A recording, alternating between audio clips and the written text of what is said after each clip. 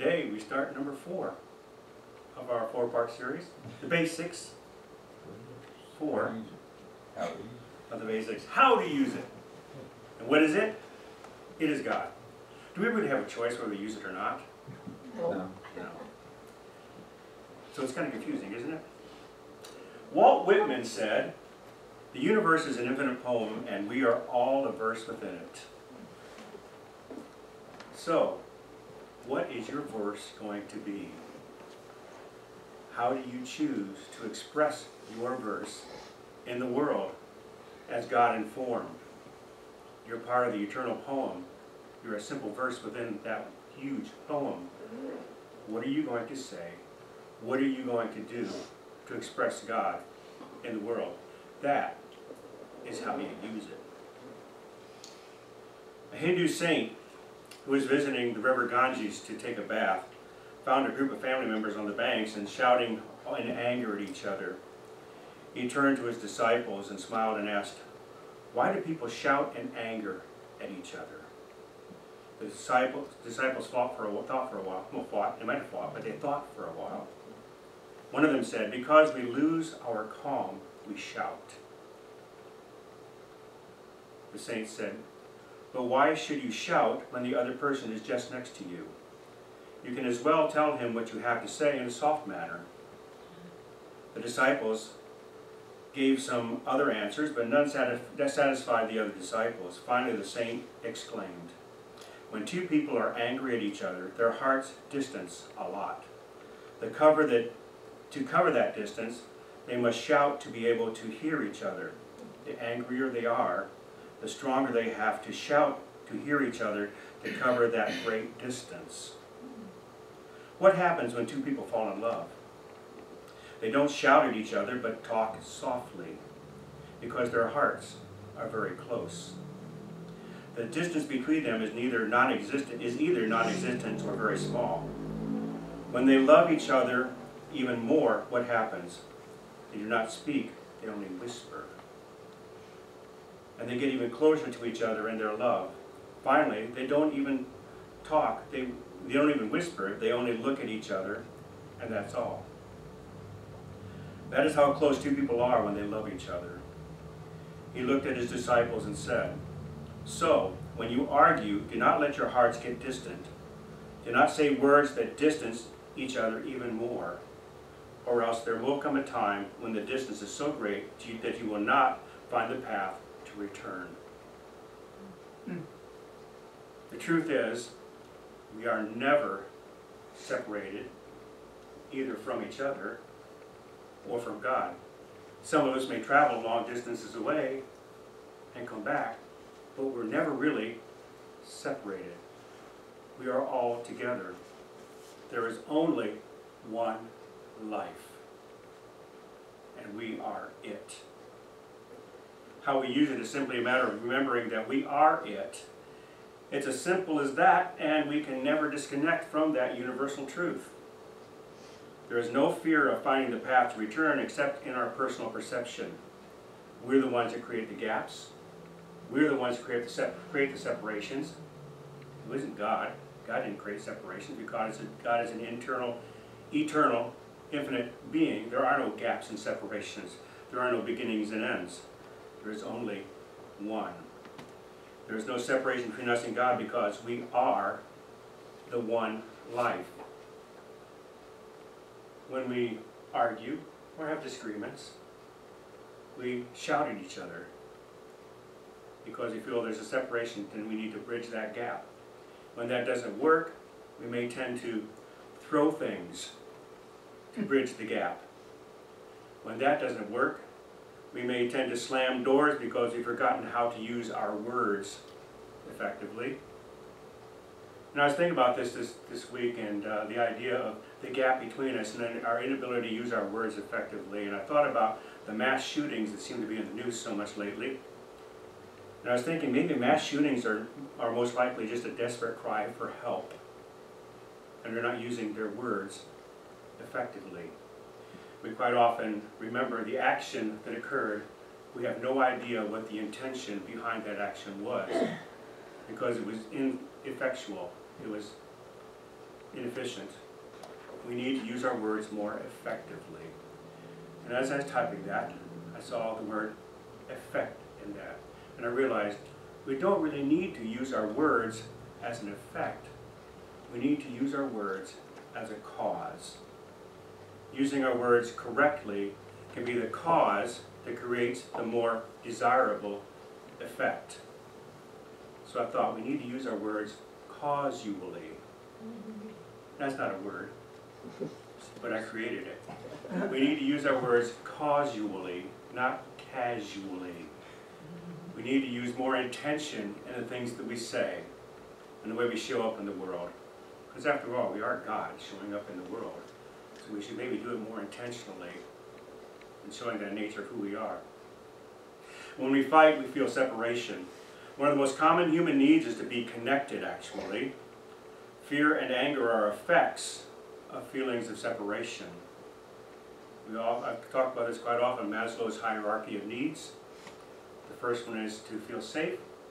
The second is to be fed. The next three are to have a sense of belonging, a sense of esteem, and self-actualization. And I believe those last three all fit together and weave together intricately to create this idea of communication and expressing who we are and feeling as one essence together. And that will bring about the first two, feeling safe and, well, being fed. But definitely the first one. All these parts work together.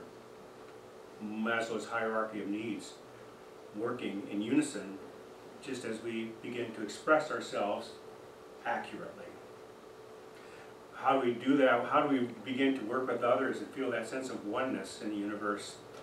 We enter into things like relationships, religions, organizations, clubs, communities, countries, and this one really important one, family.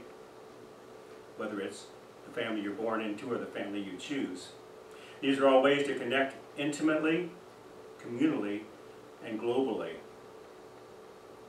Whenever there is a sense of separation in any of these, there is dis-ease. There is a disease that tears it apart. Relationships, when we don't feel connected, the relationships seem to fall apart. Religions begin fighting against each other.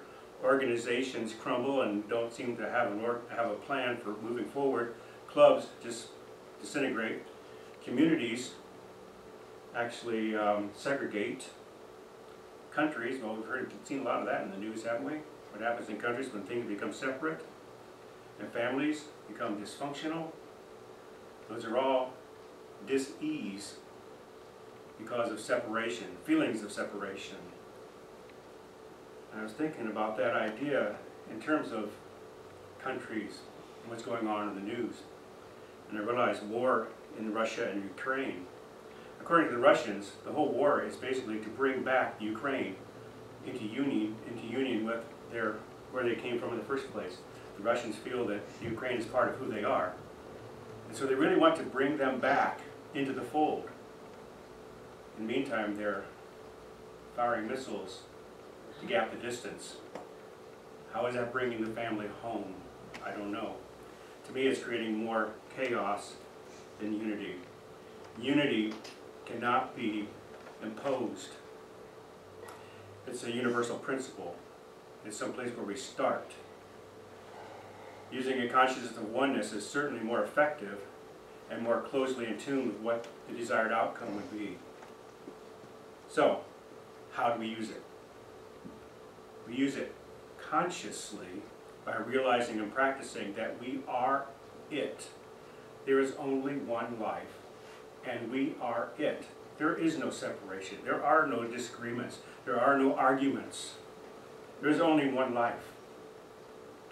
Emerson says, "Do not be pushed by your problems, be led by your dreams."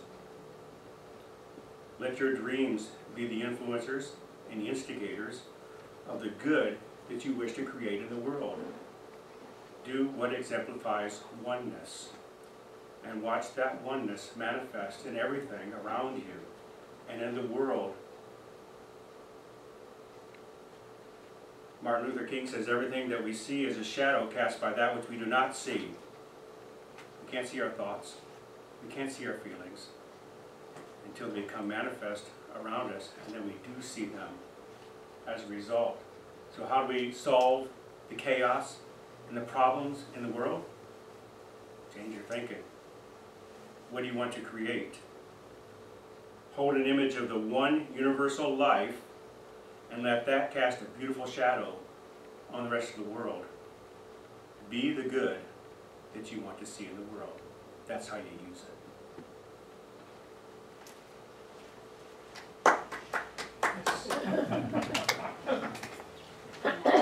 Yeah, and we're all going to do just that, be the good.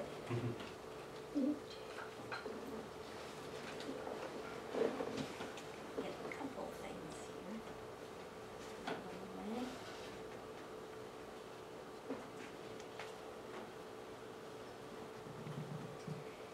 Of course, I agree with everything that he said. I want to back up just a little bit to start to just refresh our memory with the last 4 weeks. So the thing itself, the way it works, what it does, and today how to use it. So I'd like to offer for all of us to think of a vacuum cleaner. And I'm not trying to imply that God is a vacuum cleaner, although if God is all that is, God is that vacuum cleaner too. But think about a vacuum cleaner to use these 4 ideas. The thing itself, a vacuum cleaner, a tool. The way it works, we plug it in or we charge it up so that it can work. What it does, it cleans our floors. And how to use it is to run it back and forth on our floors, or if you're blessed enough to just let the Roomba go about its business while you work on something else. However, if you use that vacuum in a different way, you will get a different result, and perhaps one you don't like. So let's say that I take the vacuum cleaner into my closet, and I think I'm going to suck all the dust or lint or whatever is on my clothes, which hopefully it isn't, but let's say. And I put it up there. We all know what's going to happen. It's going to suck the clothes in and burn out the vacuum cleaner, destroy the clothes. Well, I'm using it, but I'm using it, as David said, inefficiently. I'm using it improperly. So to use it means to study how to use it and to play, as Reverend Sandy said, with the principles. Play with those, test them. They are provable. And yet people will come in and say, well, I tried this and it didn't work. And expect us to have the answer. Who has the answer for you? You do. No one else can give you your answer. Can we all help each other because we love each other and give suggestions? Absolutely. Suggestions with no hold on it. The person doesn't try that one, it wasn't for them, or it wasn't for them now, right? So I saw some words recently, and they really had an effect on me. As Reverend Sandy also said, we're always learning, even though she's been in this for 40 years, and I was Science of Mind way before I knew I was Science of Mind or took a class, and when I found Science of Mind, I was like, wow, they actually have classes on this. You can get together with people who think the way you do so you can grow your own self into more of that which you desire to be. How awesome is that? So as I read these words, I noticed they had various meanings. Or for me, they had various meanings. And what happened as I read them, I found myself rereading them and taking them deeper and deeper. Now, I'm not actually sure if these words come from Reverend Dr. Marilyn Leo or if they come from Ernest Holmes, because it was her writing about him and a book of his. So I'm not positive which it is, but I thought to myself, I don't want to just share these words with you. I would love for you to experience them on your own. So I'm going to put them up on the screen and get silent for a few moments.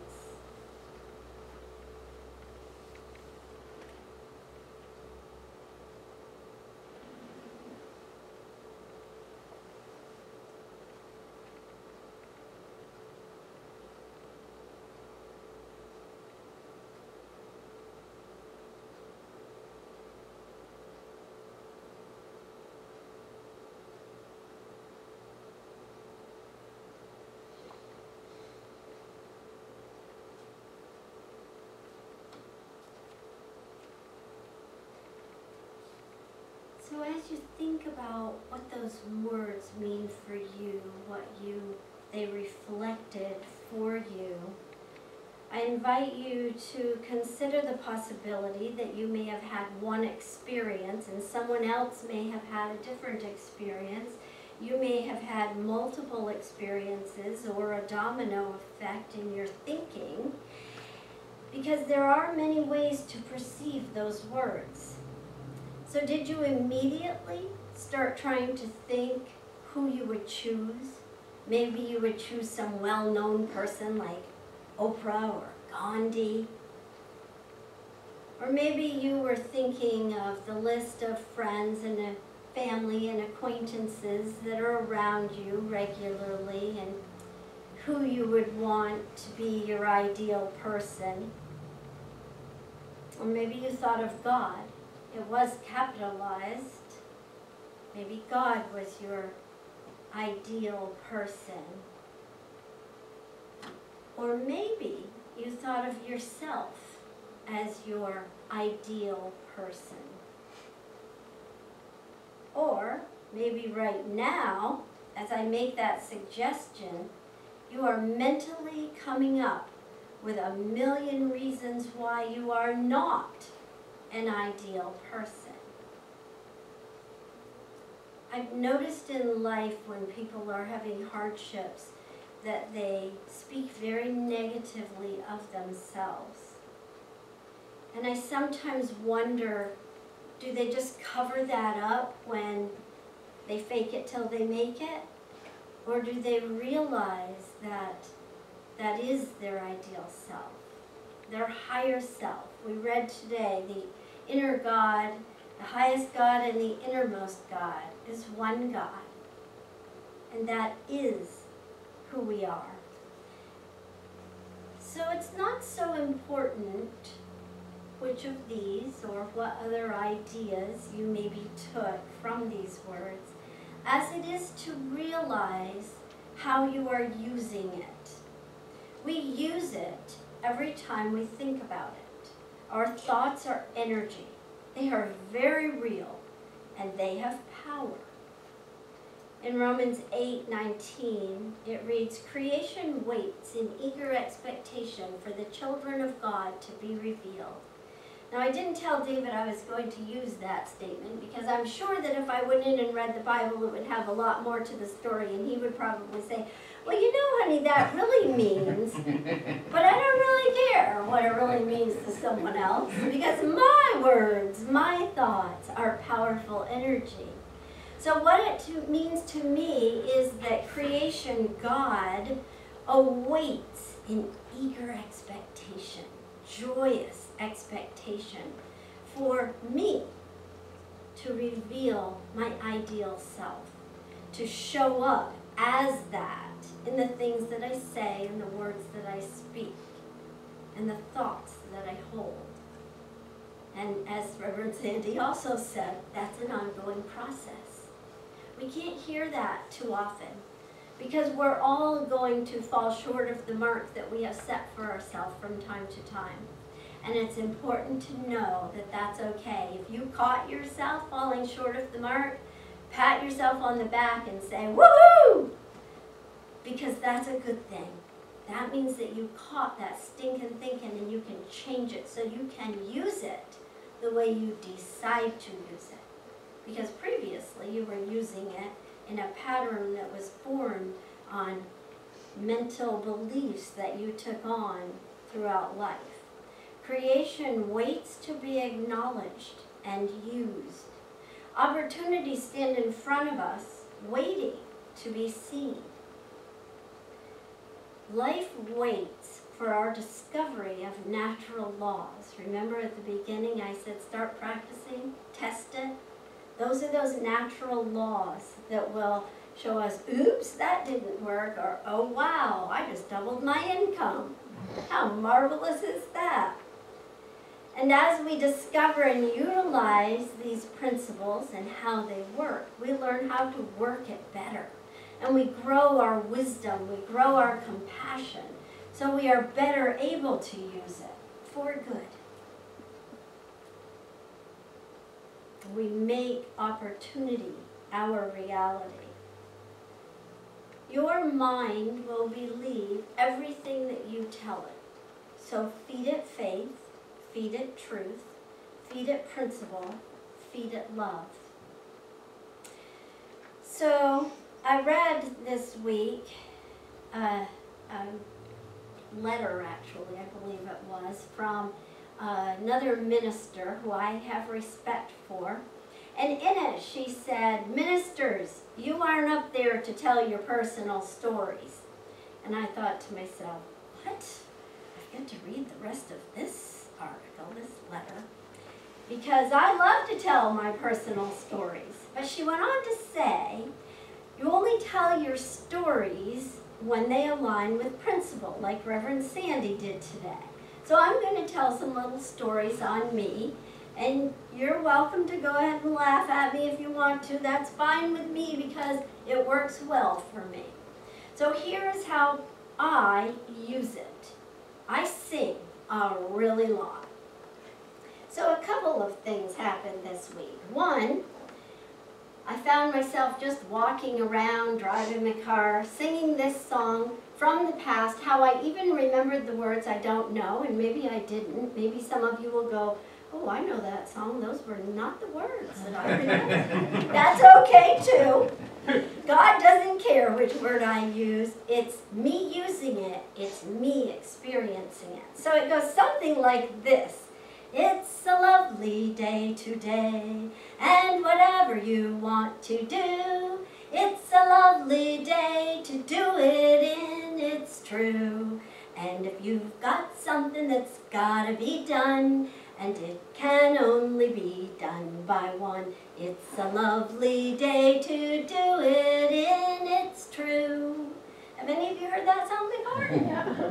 Some of you? Good. Some of you know. That's okay too. It's a lovely day. Now, listen to those affirmations. How powerful. And I just found myself singing it over and over and over. I don't even know if it has other verses. But song is something that I use to stay in that state of the qualities of God, of joy, of peace, of abundance, of seeing good everywhere I look. Another one that happened this week was every morning, this year I started, every morning when I'd leave in the morning, giving David a kiss goodbye. Now, why I didn't before, I don't know. I've always said, I love you, bye honey. But I haven't always given him a kiss. And this year I thought, yeah, I'm going to give him a kiss goodbye every morning. And so we started. But he had already been up drinking his coffee. And so what came out of my mouth was, I don't know if I'll remember this tune, but it was something like, the best part of waking up is Folgers in your kiss. Well, of course, he did just that. He just started laughing. And he said, I don't know about you, honey. And away I went. But I started singing that song outside as I was getting in the car. I didn't sing it about his kiss, but I thought, well, you know, really the best part of life isn't his kiss. The best part of life is living with him. And, well, the best part of life is living my life. Oh, and science of mind principles and all these wonderful things. So the best part of living life. Fill in those blanks. Start singing or saying these affirmations out loud or saying them as a rap. However works for you. Because Singing may not be your thing, and that's okay. It may not resonate with you, but what does? Use life to create the life that you want, the life that you would love. What keeps you in a state of joy, where you're using the best life is offering? Live the life of your ideal person.